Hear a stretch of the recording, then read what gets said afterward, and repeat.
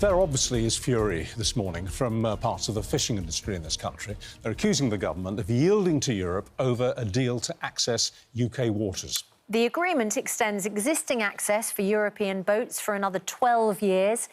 In exchange for reduced restrictions on food exports, Sarah Jones joins us now. She is the Minister of State for Industry. Did we get bounced into this 12-year deal on fishing rights? Because I understand that the government only wanted an extension of a handful of years, maybe 4 years. But it was the EU who dictated 12 years. Well, look, this EU deal, and good morning, sits alongside the deal we've done with the US, the deal we've done with India. We're the fastest growing economy now in the G7, and this will significantly change our ability to trade with our closest trading partners, break down those barriers, and, of course, mean that we won't have hundreds of pounds per lorry load of produce being have to be paid on bureaucracy. We're talking about the concession on fishing. Can you answer the question, please? You're yes, generalising. Richard, let me come to that. You're not answering the question, which was, are you selling the British fishing industry out? When we talk about fishing, we are not doing that. I'm setting the context because where we can sell into is just as important as what we can fish. We are protecting the existing system, so there will be no more access to our waters than currently exists. There will be the same access we have into European waters that we currently have that brings us benefits. What would have happened under the previous deal that was negotiated by the Conservatives was this situation would have just stopped in 2026, and we would have been in a situation where we were negotiating it year after year after year. Some years we might have negotiated something that was good, some years we might have failed and had a bad outcome. This brings certainty for 12 years. And it opens up our European market so we can sell more fish and shellfish into those European markets, which is really important. But look, we will listen and talk and continue to talk to our fishing industry. Yeah. It's very important to us. And that is why, let me just finish this one point, that is why we have a fund of £350 million that we are setting aside for the fishing industry so that we can help with things like modernising fleets. OK, so it wasn't the UK government's intention to extend this to 12 years. This was the EU bargaining chip for securing the other part of the deal. And you've also made the 12 years a sort of legally binding length of time. So if any other government came in, they can't change this, can they? Well, I don't accept the premise of the point you were making at the start. This whole deal. Well, your intention was not to extend this fishing access for 12 years, was it? That wasn't the UK government's position when you started. I suspect the EU position was to make this permanent.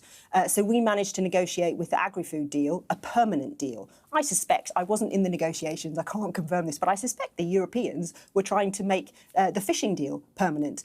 We have negotiated what we believe to be a good deal. The benefits outweigh any costs very substantially. We will not have rotting fish at our borders because of the checks that need to go in to that. We will not be paying hundreds of pounds in admin costs for every but your lorry load. Starting point was 4 years. That will be a good thing. Yes. The starting point with the previous deal was that all bets were off in 2026, yes, and we negotiate year after year after year. That doesn't bring certainty. Doing it every single year. There will still be a conversation every single year. This is important. There will still be the conversation that exists at the moment about agreeing what fish are in the waters and what can be sustainably fished. That will still happen. Yes. The starting point of the UK negotiations was 4 years. You ended up with 12, which sounds like a pretty big pushback and defeat for the British government.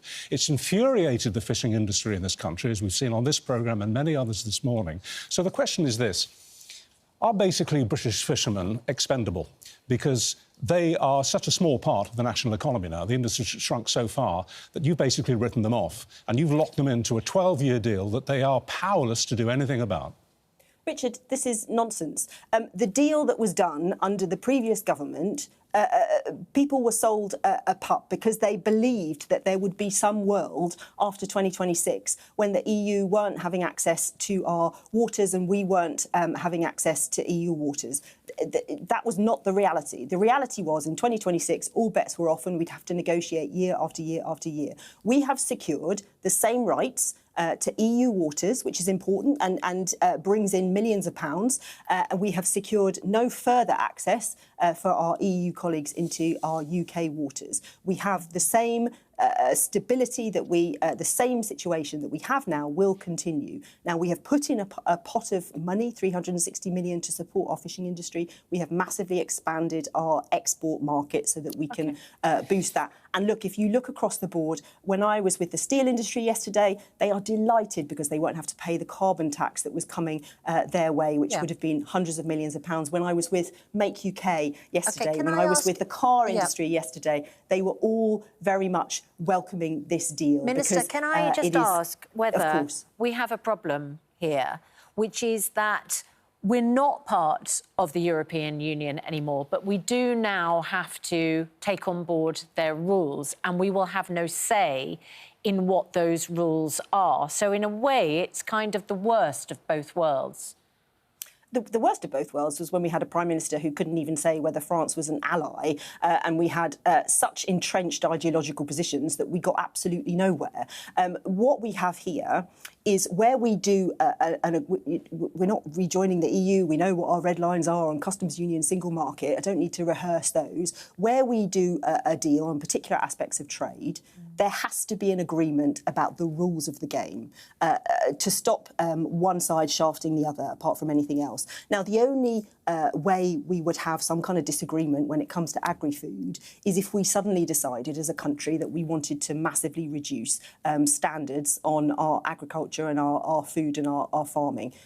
I see no way that we would want to do that. We want high standards. The country wants high standards. There is a system, as there is with the Windsor Framework, with the previous government's agreement, with all FTAs that we sign, where you have an arbitration process if there is a different point of view. I can't see there being a different point of view because we don't want to reduce our standards. As you say, we haven't rejoined the EU, but as Susanna implied in the question, we are now bound to accept EU rules with having no say in the setting or the application of those rules. It seems like a very one-way deal.